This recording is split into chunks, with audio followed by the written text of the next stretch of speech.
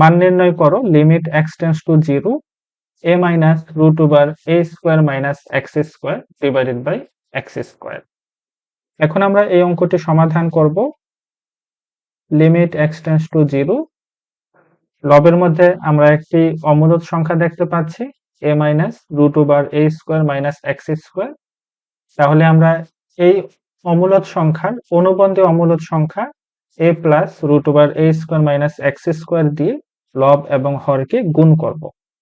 আমরা প্রথমে লিখে নিচ্ছি a minus root over a square minus x square, এর সাথে আমরা লবের মধ্যে অনুবন্ধী অমূলদ সংখ্যা a plus root over a square minus x square দিয়ে গুণ করব। একইভাবে হরের মধ্যে আমরা অনুবন্ধী অমূলদ সংখ্যা a plus root over a square minus x square দিয়ে গুণ করব। তাহলে আমরা এখানে পাচ্ছি লিমিট এক্স টেন্ডস টু 0, এখানে আমরা দেখছি a minus root over a square minus x square, আবার a plus root over a square minus x square. অর্থাৎ এখানে আমরা a plus b into a minus b এর ফর্মুলা বসাতে পারি। তাহলে আমরা এখানে লিখতে পারি a square root over a square minus x square whole square. a plus b into a minus b equal a square minus b স্কোয়ারের formula এখানে বসালাম আমরা। এরপর আমরা হরের মধ্যে যা আছে তাই লিখে দিচ্ছি। এরপর আমরা পাচ্ছি limit x tends to 0 a square, এখানে স্কোয়ার আছে এবং রুট আছে, স্কোয়ার এবং রুট কাটা চলে যাবে। তাহলে আমরা পাবো a square minus x square এবং divided by x square a plus, এখানে একটি a স্কোয়ার হবে, a square minus x square.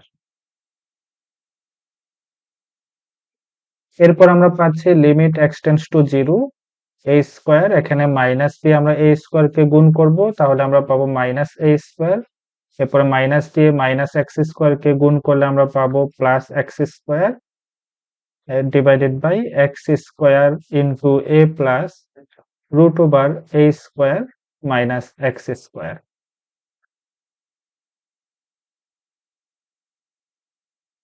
এখানে আমরা a স্কোয়ার কাটা দিতে পারি, সেক্ষেত্রে আমরা এখানে পাচ্ছি limit x tends to 0 x square divided by x square into a plus root over a square minus x square.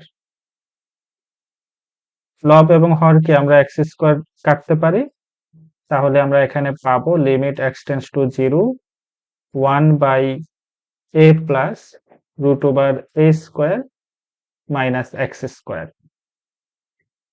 এবার আমরা এক্স এর লিমিট 0 বসিয়ে দেব, যেখানে এক্স আছে এক্স এর জায়গায় আমরা 0 বসাবো। তাহলে আমরা পাচ্ছি 1 by a plus root over a square minus 0 square. এরপরে 1 by a plus a square থেকে আমরা 0 বাদ দেব, a স্কোয়ার পাবো, a স্কোয়ারকে যদি আমরা রুট করি তাহলে আমরা পাবো a, এবং সবশেষে আমরা এই ফাংশনটির লিমিট পাচ্ছি 1/2a।